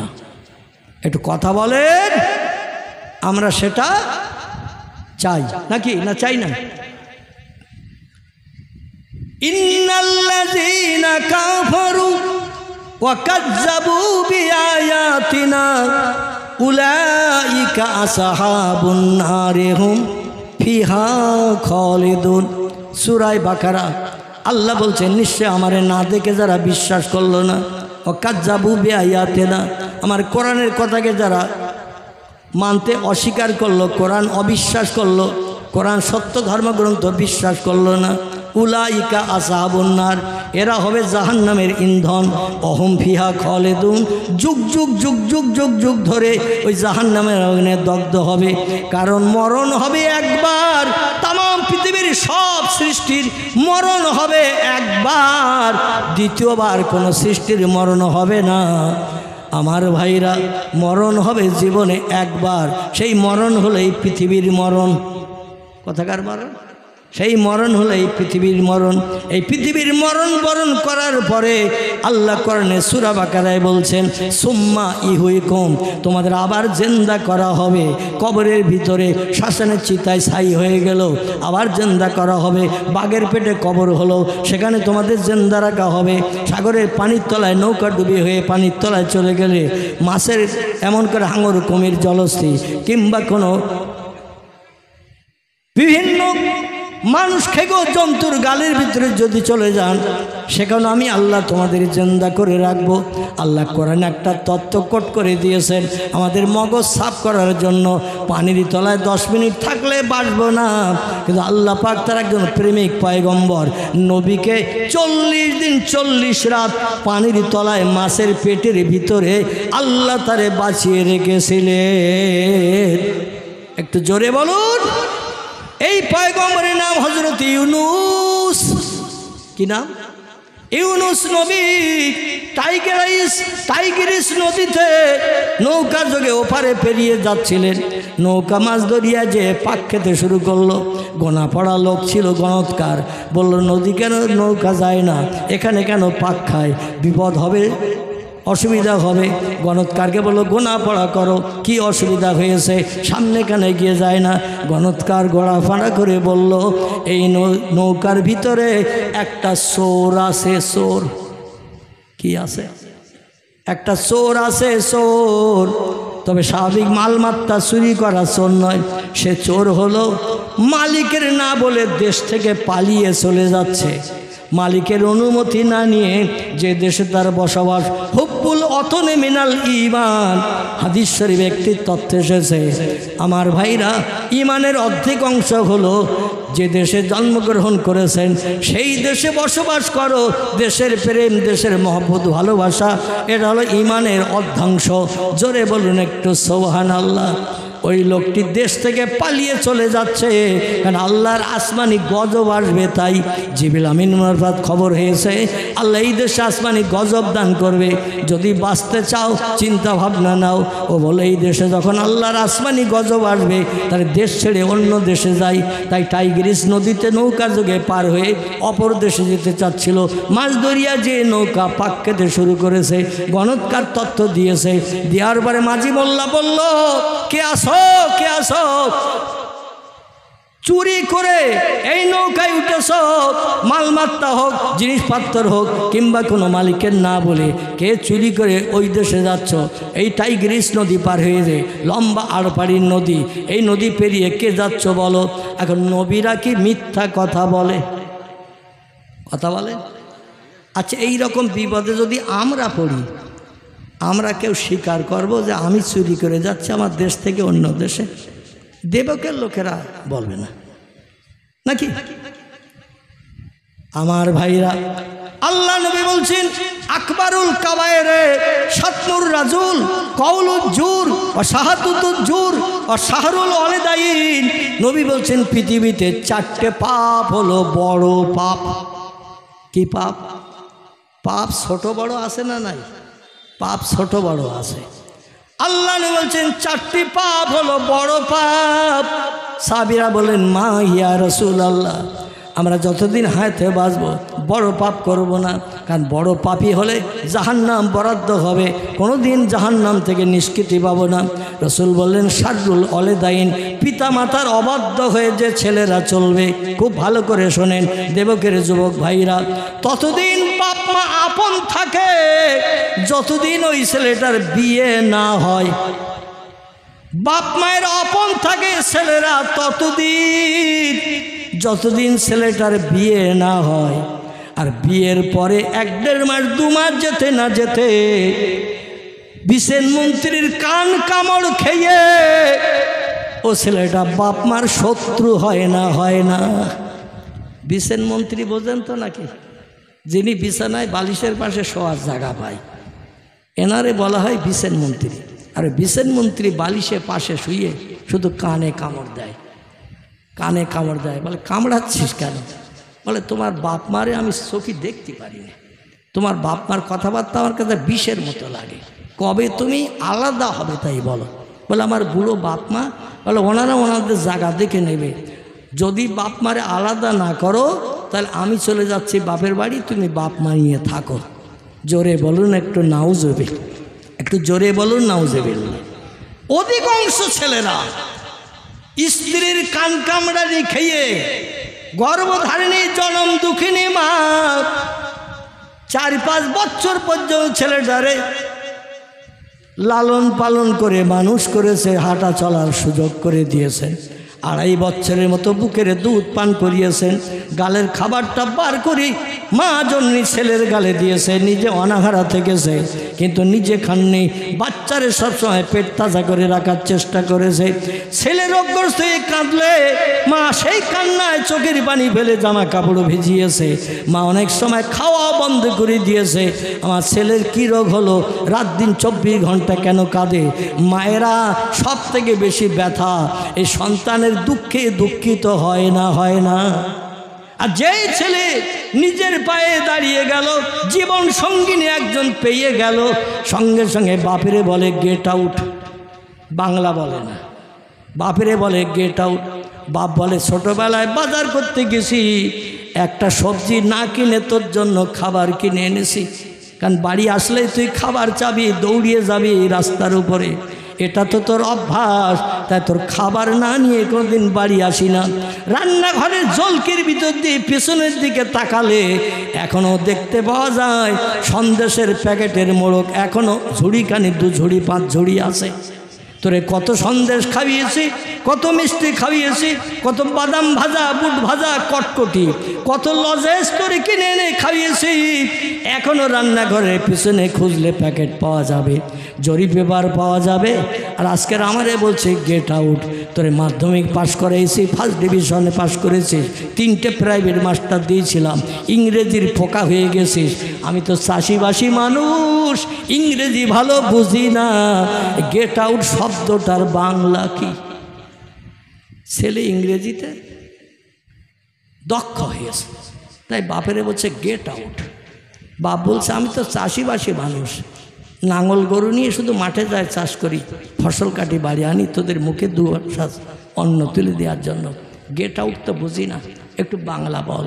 ছেলে একটু চিন্তা ভাবনা করে বলছে বেরিয়ে যাও ঘর থেকে, এ ঘরে তোমার আর থাকার অধিকার নাই। বাপ বলছে এই কথাটা যদি তোর 3 মাস বয়সে শুনতাম কিংবা 1.5 বছর বয়সে শুনতাম, বেশি সময় না, 3 মিনিট তোর নাকটা একটু টিপে ধরে রাখতাম। ক মিনিট? 3 মিনিট তোর নাকটা একটু টিপে ধরে রাখতাম। 9টা ধানের চাল কটা বুঝতে পারছিস খুব ভালোভাবে। মনে করেছিলাম বুড়ো টুড়ো হয়ে গেলে যত্ন খাতির করবি। আর মনের মানুষ বিশেষ মন্ত্রী পাওয়ার পরে আমাদের বিরুদ্ধে যত সব কুনাম বদনাম অপবাদের কথা বলছে, একটাবার আমাদের কাছে জিজ্ঞাসা করিস না, কারণ তোর বোর কথা হলো 100% সত্য, আমাদের কথাগুলো তোর কাছে সব মিথ্যা। আল্লাহ নবী বলছেন বাপ মায়ের অবাধ্য সন্তান যারা হবে এরা পৃথিবীতে যতই আল্লাহওয়ালা, আল্লাহ প্রেমিক, 5 ওয়াক্ত নামাজি, রমজানের রোজাদার, নফল রোজা, কোরআন তেলাওয়াত, জিকির আজগার যা কিছু করবে আল্লাহর দরবারে একটাও কবুল হবে না। কারণ আল্লাহ বলছেন ওয়াবুদুল্লাহ ওয়ালা তুশরিকু বিহি শাইয়্যা ওয়া বিল ওয়ালিদাইনি ইহসানা। জোরে বলুন একটু আল্লাহু আকবার। আল্লাহ বলছেন বান্দা, ও বান্দিরা, নারী পুরুষ শুনে নাও। সম্ভবত কোরআনের 4 পারে আল্লাহ পাক এই তত্ত্বটি কোট করেছেন। আল্লাহ বলছেন পৃথিবীতে তোমাদের কি জন্য পাঠিয়েছি তোমরা কি জানো? শোনো, ওমা খলাকতুল জিন্না ওয়াল ইনসা ইল্লা লিয়াবুদুন। জোরে বলুন একটু আমিন, আর একটু জোরে বলুন আমিন। আল্লাহ বলছেন 18,000 সৃষ্টি পৃথিবীতে পাঠিয়েছিলাম, এর থেকে ওর থেকে মিলন করি বর্তমান বিজ্ঞানীদের দেওয়া তথ্য 1.5 লক্ষ সৃষ্টি এই পৃথিবীতে বেড়ে গেছে। বাঘ একটা সৃষ্টি, ভল্লুক একটা সৃষ্টি, হাতি একটা সৃষ্টি, ইঁদুর একটা সৃষ্টি, কুকুর একটা সৃষ্টি, মশা একটা সৃষ্টি, মাছি একটা সৃষ্টি, উকুন একটা সৃষ্টি, সার্পক একটা সৃষ্টি। এইভাবে সৃষ্টির সংখ্যা বিজ্ঞান বলছে 1.5 লক্ষের উপরে। এখন টোটাল সৃষ্টি উকুন যে কত, দুনিয়ার নামি দামি বিজ্ঞানীদের জিজ্ঞাসা করেন মানুষের মাথায় থাকে যে উকুন, এই উকুন কত কোটি? বিজ্ঞান উত্তর দেবে না, বাড়ি যাবে। কথা বলে বিজ্ঞান বাড়ি যাবে। দুনিয়ার বিজ্ঞানীদের যদি বলা হয় তামাম পৃথিবীতে পিপিলিকা যে মাটির চালার ভিতরে থাকে, এই পিপিলিকা টোটাল কত কোটি? বিজ্ঞান উত্তর দেবে, দিতে পারবে? বলে আমরা তো রিসার্চ করিনি, সব দেশে যে স্যাটেলাইট মারিনি, আর মাটির তলায় কত জায়গায় কোন জায়গায় পিঁপড়ে আছে তাও তো খোঁজেন নেয়নি। মানুষ যেটা জানে না সেটা জানে কে? মানুষ যেটা দেখতে পায় না সেটা দেখতে পায় কে? মানুষ যে কাজটা করতে পারে না সে কাজটা সবার আগে করতে পারেন কে? নারায়ে তাকবীর। সেই আল্লাহ সুবহানাহু তাআলা তিনি বলছেন তোমাদের দুনিয়ায় পাঠিয়েছি সমস্ত সৃষ্টির ভিতরে 2টি সৃষ্টিকে, 2টি জাতিকে। একটি জাতিকে বানিয়েছি আমি আল্লাহ কোন শব্দের মাধ্যম দিয়ে? আগুন দিয়ে বানিয়েছি। এর নাম হলো কোরআনের ভাষায় জিন। কি নাম? বর্তমান প্রযুক্তির বিজ্ঞানীরা জিন বিশ্বাস করে না। আপনি যদি বলেন বিজ্ঞানের থিওরি কথা বিশ্বাস করি, জিন মানি না, আপনার ঈমান থাকবে? এই কথা বলেন। কোরআনে একটা কথা যদি অবিশ্বাস করেন শরীয়তের ফতোয়ার কিতাব, নাম তার হেদায়া। শরীয়তের ফতোয়ার কিতাব, নাম তার ফতোয়া দুররে মুহতার। শরীয়তের ফতোয়ার কিতাব, নাম তার ফতোয়া কাজী খান। শরীয়তের ফতোয়ার কিতাব, নাম তার ফতোয়া মহিত। শরীয়তের ফতোয়ার কিতাব, নাম তার ফতোয়া আলমগিরি। এইভাবে শরীয়তের ফতোয়ার কিতাব মারাকিউল ফালা, বিখ্যাত বিখ্যাত ফতোয়ার কিতাবে লেখকেরা লিখেছেন, কোরআনের একটা কথা যদি কোনো মুসলমান মানতে বিশ্বাস করতে আপত্তি দর্শায়, লোকটি নিশ্চিন্ত মনে কাফের হিসাবে বিবেচিত হবে। আমি দেবকের ভাইদের কাছে বলবো, কোরআনের সব কথাগুলো যদি মগজে অ্যাডজাস্ট না হয়, বর্তমান প্রযুক্তি বিজ্ঞানীদের কথা মোতাবেক সব কথা যদি আমার মেমোরিতে সত্যি হিসাবে বিশ্বাস না হয়, তাহলে আমি অবিশ্বাস করব কোরআনের কথা। কথা বলে কোরআনের কথা অবিশ্বাস করব?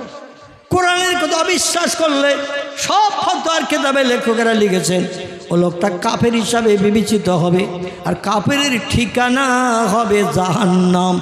জোরে বলুন একটু নাউজুবিল্লাহ। এই জন্য যদি কোনো কথা আমাদের মগজে অ্যাডজাস্ট না হয়, মিল না হয়, তবু বিশ্বাস করবো কোরআন সত্য, বিজ্ঞানীদের দেওয়া তথ্য এগুলো হলো মিথ্যা। জোরে বলুন একটু আমিন। তাহলে জান্নাতের অন্তত আমানি একটু পাওয়ার সুযোগ। আমানি বোঝেন তো নাকি? আমাদের ছোটবেলায় ভাত কম থাকলে মেয়ের একটু চালাকি করত, একটু ভাতের হাঁড়িতে পানি ঢেলে দিয়ে একটু আমানি দিয়ে ভাত দিত। ভাত নজরে দেখা যেত না, উপরে শুধু পানি ভাসত। বলতো আগে চুমুর দিয়ে পানি টান, আমানি পরিষ্কার করলে ভাতের মুখ দেখতে পাবি। ঠিক না ভুল? এখন তো আর পান্তা কেউ খায় না, খায় নাকি? দুটো একটা চাষিবাসী মানুষ খায়, অধিকাংশ মানুষ চার দোকানে দিয়ে চা খায়, রুটি খায়, বিস্কুট খায়, কলা খায়, এটা খায় ওটা খায়। এখন সে বাসি ভাত খাওয়া বন্ধ হয়ে গেছে।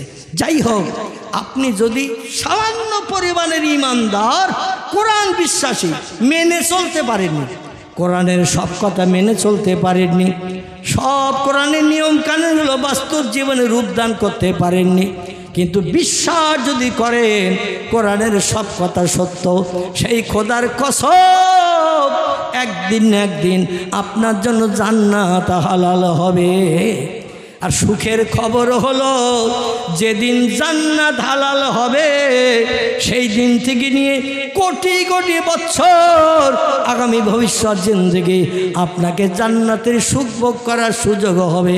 কোনোদিন কোনো ব্যক্তিকে বলা হবে না ১৫০০ বছর জান্নাতে আসিস, একটু বেরিয়ে যা বাইরে, আরেকজনকে ঢুকিয়ে দেয়া হবে, আরেকজনকে তোর জায়গায় সুবিধা দেয়া হবে, স্বস্তি দেয়া হবে। এমনটা জান্নাতীদের নসিবে কোনোদিন জুটবে না। জান্নাত মানে জান্নাত, চির সুখের স্থান। সেখানে শুধু সুখ আর সুখ, আনন্দ আর আনন্দ, ফুর্তি আর ফুর্তি। জোরে বলুন একটু আমিন। আচ্ছা, হুজুর এসেছে নাকি? এখনো আসেনি তো? 12টা তো বেজে গেল প্রায়। একটু প্রাণ ভরে মহব্বতে দরুদ শরীফ। আল্লাহুম্মা সাল্লি আলা। ফোন করেছে?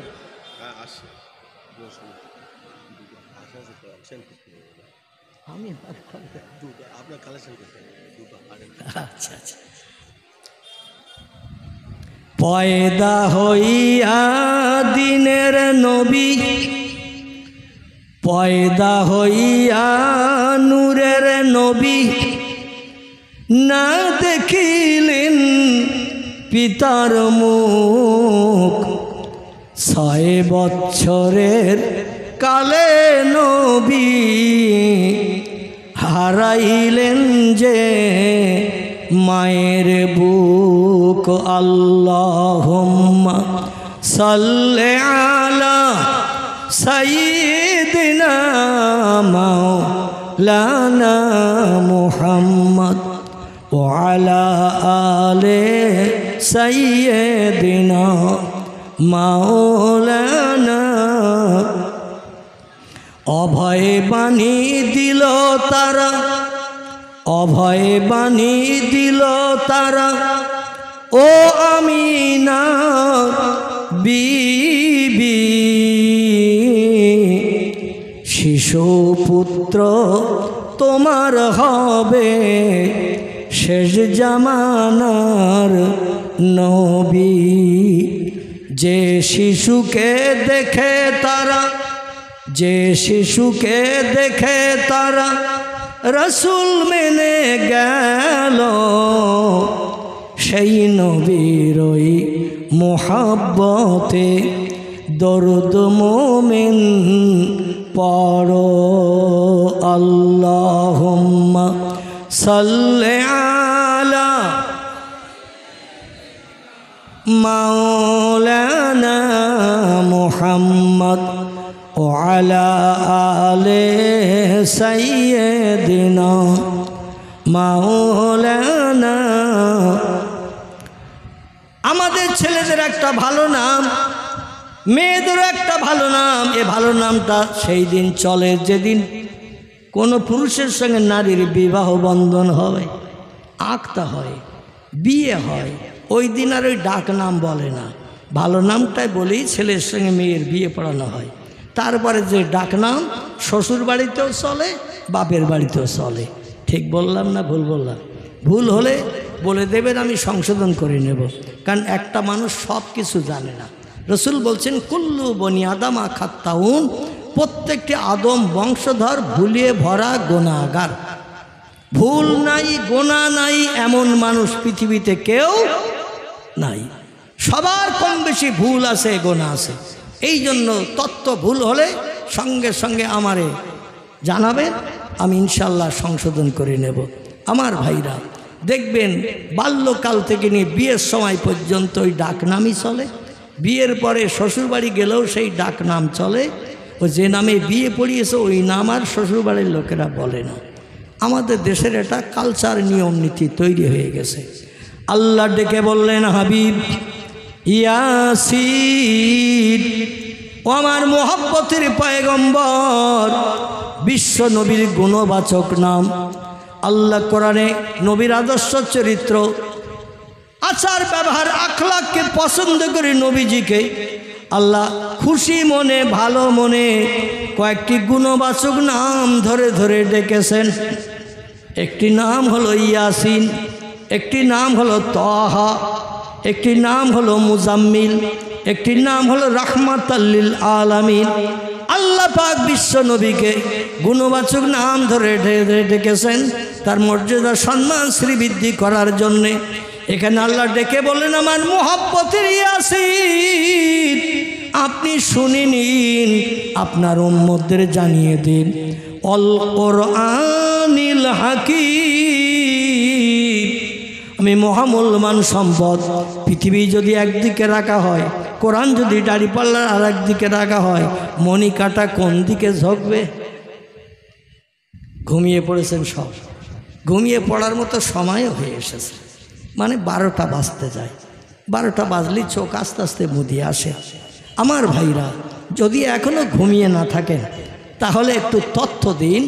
কোরআন পাক যদি দাড়িপাল্লার একদিকে রাখা হয় আর তামাম পৃথিবীর সোনা দানা, হিরে জহরত, মণি, মাণিক্য, কাঞ্চন, এইভাবে যত সম্পদ আছে, দামি দামি ইয়াকুত, জমরুদ, মারজান, হীরা, পান্না, চুন্নি, দামি দামি পাথর, সবগুলো যদি দাড়িপাল্লার আর একদিকে রাখা হয়, মণিকাটা ঝুঁকবে কোন দিকে? আল্লাহর পাক কালাম কোরআনের দিকে মণিকাটা ঝুঁকে যাবে। কারণ কোরআন তামাম বিশ্ববাসীর জন্য পথ দেখাতে নিদর্শন নিয়ে এসেছে। জোরে বলুন একটু সুবহানাল্লাহ। তানজিলুম মির রাব্বিল আলামিন, আমি হলাম সেরা জ্ঞানী, তাই আমার জ্ঞানের কথা উম্মতি মুহাম্মাদীদের জানানোর জন্য কিয়ামত পর্যন্ত আর যাতে কোনো পুস্তকের দরকার না হয়, কোনো বই পড়ার প্রয়োজন না হয়। আমার কোরআন হলো এনাফ, আমার কোরআন হলো যথেষ্ট কিয়ামত পর্যন্ত উম্মতে মুহাম্মাদীদের জন্য। অনেক বইয়ের ভুল সংশোধন হয়, কোরআনের কোনো ভুল আজ পর্যন্ত কেউ সংশোধন করেছে? কোরআনের ভুল আজ পর্যন্ত কেউ সংশোধন করেনি। কারণ সব থেকে সেরা জ্ঞানীকে, আলহামদুলিল্লাহ আলহামদুলিল্লাহ, সব থেকে সেরা জ্ঞানী হলো আল্লাহ সুবহানাহু তাআলা। সে আল্লাহর জ্ঞানের কথা আল্লাহ কোরআনে ঢুকিয়েছেন। মানুষের মতো অচল, অজ্ঞ, মূর্খ, পাগল এরা কি কোরআনের ভুল ধরতে কিয়ামত পর্যন্ত পারবে বলে মনে হয়? কোরআন চিরন্তন ধর্মগ্রন্থ, অতীতে যেমন ছিল বর্তমানে তেমন আছে, পশ্চিম দিকে সূর্য ওঠা পর্যন্ত কোরআন তেমন থাকবে। জোরে বলুন সুবহান। আল্লাহ ডেকে বললেন, আমার মহব্বতের ইয়াসিন, আপনারে না বানালে আমি কিছুই বানাতাম না। আর আপনার উম্মতের কল্যাণের জন্য আসমানি কিতাব কোরআন আমি পৃথিবীতে পাঠিয়েছি। তবে কোরআন শুধু কাগজের পৃষ্ঠায় লেখা নয়, আমি আল্লাহ পাক কোরআনকে পৃথিবীর মানুষের কল্যাণের জন্য পাঠিয়েছি। মহাবিজ্ঞান করে, বিজ্ঞানের ঠাকুর দাদার বাবা করে কোরআনকে পাঠিয়েছে। পৃথিবীর বিজ্ঞানীরা কিয়ামত পর্যন্ত রিসার্চ করে, গবেষণা করে একটা যন্ত্র মেশিন বানাতে সক্ষম হবে না আমার কোরআনের থিওরি যত সময় পর্যন্ত না নেবে। বিজ্ঞানীদের দেওয়া তথ্য, কিছু বানাতে গেলে সূত্রের দরকার হয়, সূত্র ছাড়া কোনো জিনিস বানানো যায় না। আল্লাহর পাক কালাম 30 পারা কোরআন, 114টি চ্যাপ্টার সূরা অধ্যায়, 6666টি সেন্টেন্স বাক্য আয়াত, 3,44,740টি হরফ বর্ণমালা অক্ষর দিয়ে আল্লাহ কোরআনকে কুডক কমপ্লিট করে 1450 বছর আগে পৃথিবীতে পাঠিয়েছেন। কিয়ামত পর্যন্ত থাকবে। আল্লাহ বলেন, বিজ্ঞানীরা যা কিছু বানাচ্ছে সব আমার কোরআনের ফসল। কোরআন যখন পৃথিবীতে পাঠাই নাই, বিজ্ঞানের দাদা ঠাকুর দাদা পরদাদা ছিল, একটা জিনিস বানিয়েছে নূতনত্ব, তোমরা একটু প্রমাণ করে দেখাও। 1500 বছর আগে এরোপ্লেন ছিল, একটু কথা বলেন। স্পুটনিক ছিল, অ্যাপোলো ছিল, হেলিকপ্টার ছিল। 1500 বছর আগে রেডিও ছিল, টেলিভিশন ছিল, মোবাইল ছিল। 1500 বছর আগে আমার ভাইরা মাটি কাটা গাড়ি কি তৈরি হয়েছিল, যারা ইংরেজিতে বলি জেসিপি। 1500 বছর আগে পৃথিবীর বিজ্ঞানীরা কিছুই বানানোর সুযোগ পায়নি, কারণ কিছু বানাতে গেলে সূত্র লাগে। আর টোটাল কোরআনের ভিতরে কিয়ামত পর্যন্ত উম্মতি মুহাম্মাদের সুখ দেওয়ার জন্য, সুখী জীবন গঠন করে বসবাসের জন্য আল্লাহ বলছেন, শুধু আমার একটু ইবাদত বন্দেগী করো, মসজিদে আযান শুনে মসজিদে জামাতে শরীক হও, আমার জমিনে একটু মাথা নত করে আমার নামের তসবিহ পড়ো, সুবহানা রব্বিয়াল আলা, সুবহানা রব্বিয়াল আলা। আমরা পড়ি না? না অন্য পড়েন আপনারা? দুনিয়া সব দেশে সেজদার তসবিহ 1 না 2, সব দেশে সেজদার তসবিহ 1। এই শব্দটি হলো আরবি ভাষা, এর বাংলা অর্থ হলো হে মহান পবিত্র আল্লাহ, সুবহান সুবহান।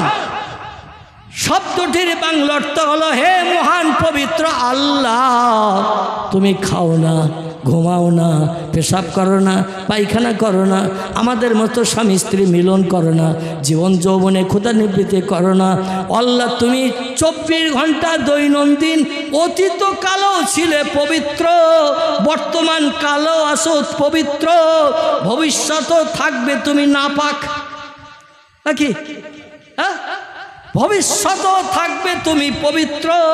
সেই পবিত্রতার তসবিহ পাঠ করে তোমার পবিত্রতার প্রশংসা করে বলছি, রব্বিয়াল আলা, তুমি আমাদের সেই প্রভু যে প্রভু সব শক্তির ঊর্ধ্বে, তার মতো ক্ষমতাবান শক্তিধারী কোনো বিজ্ঞান নয়, দর্শন নয়, ইঞ্জিনিয়ার নয়, ডাক্তার নয়, মাস্টার নয়, কোনো ব্যক্তিত্ব নয়, সব শক্তির ঊর্ধ্বে তুমি। সেজদা দিয়ে কপালে ধুলো লাগিয়ে এই তসবিহটা পড়া হয়। আচ্ছা, এতে লাভটা আসে না এমনি এমনি পড়ি? আসে। তিরমিজি শরীফের হাদিস, আল্লাহর পয়গম্বর বলছেন, এ দুনিয়ার মানুষেরা তোমরা শোনো, উম্মতে মুহাম্মাদি, আমার উম্মত যারা পৃথিবীতে বসবাস করে, তাম পৃথিবীর মানুষ সব নবীর উম্মত, হিন্দু হোক, জৈন হোক, খ্রিস্টান হোক, ইহুদি হোক, নাসারা হোক, কোল হোক, ভিল হোক, নাগা হোক, খাসা হোক, মুন্ডা হোক, আর্য হোক, অনার্য হোক, আদিবাসী হোক, সাঁওতালি হোক, যত ধর্মাবলম্বী আছে সব উম্মতে মুহাম্মাদি। কেউ নবীরে মানে না, সেই জন্য তারা বেঈমান। যারা নবীরে মানে তারা হলো নবীর আসল উম্মত। ঠিক না ভুল? যারা নবীরে মানে না হাসরে নবীর শাফাত তারা পাবে না, নবীর সাহায্য পাবে না। নবীরে যারা নবী বলে মানে, সেরা নেতা যে বিশ্বাস করে, অবশ্যই আল্লাহ নবী বলছেন লা ইয়াদখুলুল জান্নাহ, আমি মুহাম্মদ তত সময় পর্যন্ত আল্লাহর জান্নাতে ঢুকবো না। যদিও হাসরের মাঠে আল্লাহ বিচার শুরু করার আগে আমি মুহাম্মদ আমাকে প্রথম জান্নাতে ঢোকার জন্য আল্লাহ হুকুম করবেন, জান্নাত আমার জন্য হালাল পরিবেশন করবেন। হাবিব হাসরের মাঠে আপনি দাঁড়িয়ে থাকবেন, আর আমি আল্লাহ পাক অন্য ব্যক্তির হিসাব নিকাশ করে জান্নাতে ঢোকাবো, জান্নাত উদ্বোধন করব। আমি আল্লাহটা পছন্দ করি না। আপনার গোনা নাই, আপনার পাপ নাই, আপনার ভুল নাই, আপনার অপরাধ নাই, আপনি হলেন স্বচ্ছ সাদা কাপড়ওয়ালা। এই জন্য আপনি প্রথম জান্নাতে ঢুকে জান্নাত উদ্বোধন করেন। রসুল বলবেন লা ইয়াদখুলুল জান্নাহ, আমি মুহাম্মদ আল্লাহর তরফ থেকে প্রথম যখন পারমিশন পাবো জান্নাত উদ্বোধনের জন্য, কিন্তু আমি জান্নাতে ঢুকবো না, ঢুকবো না, ঢুকবো না। হাত্তা ইয়াতাকে ওয়ায়ুখরিজু মিনান নারে মান ক্বালা লা ইলাহা ইল্লাল্লাহু ওয়া ফি কলবিহি উজনুন জাররাতিন মিন খায়র, রাওয়াহু মুসলিম। ইমাম মুসলিম বিন হাজ্জাজ রাহমাতুল্লাহ আলাইহি ওনার লিখিত সহিহ হাদিসের কিতাব, নাম তার সহিহ মুসলিম শরীফ। এই মুসলিম শরীফে ইমাম মুসলিম বিন হাজ্জাজ রাহমাতুল্লাহ আলাইহি নবীর এই উক্তিটি কওলটি লিপিবদ্ধ করেছেন। নবী যত সময় পর্যন্ত জান্নাতে ঢুকবো না, যত সময় সারা জীবনের ভিতরে একটাবার লা ইলাহা ইল্লাল্লাহ আরবি ভাষায় পাঠ করলো, বাংলা অর্থ হলো এক আল্লাহ ছাড়া আর অন্য কোনো প্রভু মাবুদ স্রষ্টা আমার নাই। এই কথাটা সারা জীবনে একটাবার যদি কোনো ব্যক্তি পাঠ করে, আল্লাহ নবী বলছেন ওই লোকটারে জান্নাতে না ঢুকানো পর্যন্ত আমি পয়গম্বর জান্নাতের সুখ উপভোগ করব না। দুনিয়ায় বর্তমান যত রাজনৈতিক নেতা আছে চিল্লা চিল্লি করছে দলে ফেভার করার জন্য। এসআইআর শুরু হচ্ছে না পশ্চিমবাংলায়, এখন খাওয়া ঘুম উঠে গেছে। বিশেষ করে মুসলমানদের, আমাদের ভ্যাবলা রেলগেটের পাশ থেকে নেওড়াদিঘির গেট পর্যন্ত পুরো রাস্তা দুই ধারে সব ঝুপড়ি ঘর মানুষের, সব বাংলাদেশের মানুষ। ওরা নিশ্চিন্তে খাচ্ছে আর ঘুমোচ্ছে, ওদের কোনো চিন্তা নাই। কারণ বর্তমান দিল্লির পার্লামেন্টে যে সরকার, সেই সরকার যে ধর্মাবলম্বী, ও রেলগেটের দুই পাশে বসবাস করছে ঝুপড়ি নিয়ে, কেউ বা 5 ইঞ্চি দেয়াল দিয়ে, ওরা সেই ধর্মাবলম্বী। ওদের কোনো এসআইআরের কোনো বিষয় টিষয় নাই, বিষয় হলো মুসলমানদের। ঠিক বললাম না ভুল বললাম? আচ্ছা, আমরা বিদেশি না স্বদেশি? আমরা আমরা আমরা হলাম স্বদেশি। এই দেশে আমাদের দাদা জন্ম নিয়েছে, এই দেশে বাপ জন্ম নিয়েছে, এই দেশে আমি জন্ম নিয়েছি, এই দেশে আমাদের বাচ্চা জন্ম নিয়েছে, ভবিষ্যৎ জেনারেশন কিয়ামত পর্যন্ত চলবে। কিন্তু এমন এমন তথ্য দিচ্ছেন দিল্লি সরকারের দল বলের লোকেরা, মুসলমানদের খাওয়া ঘুম সব এখন হারাম হয়ে গেছে। সঠিক কাগজপত্র ডকুমেন্ট যদি দেখাতে না পারেন, আসামের মতো ওই রকম অবস্থা হবে কি না জানি না।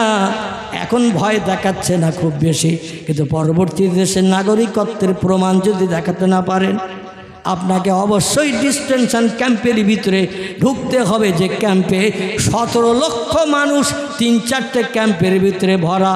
আমি অধম প্রায় যাই আসামে, গৌহাটি হয়ে এমন করে বিভিন্ন এয়ারপোর্ট হয়ে যায়। আমার ভাইরা মাঝে মাঝে ওই ক্যাম্পের পাশ দিয়ে যেতে হয়। দরং ডিস্ট্রিক্ট, নওগাঁ ডিস্ট্রিক্ট, এমন করে বিভিন্ন ডিস্ট্রিক্টে খারুপেটিয়া হয়ে বিভিন্ন জায়গায় বিভিন্ন এলাকায় মাঝে মাঝে ডিটেনশন ক্যাম্পের ভিতরে যেতে হয়।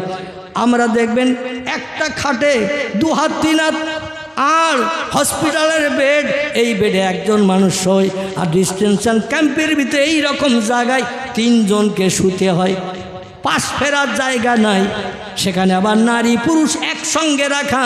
রাতের গভীরে যখন ঘুমিয়ে পড়ে, তাদের চরিত্র পর্যন্ত সংরক্ষণ করতে পারছে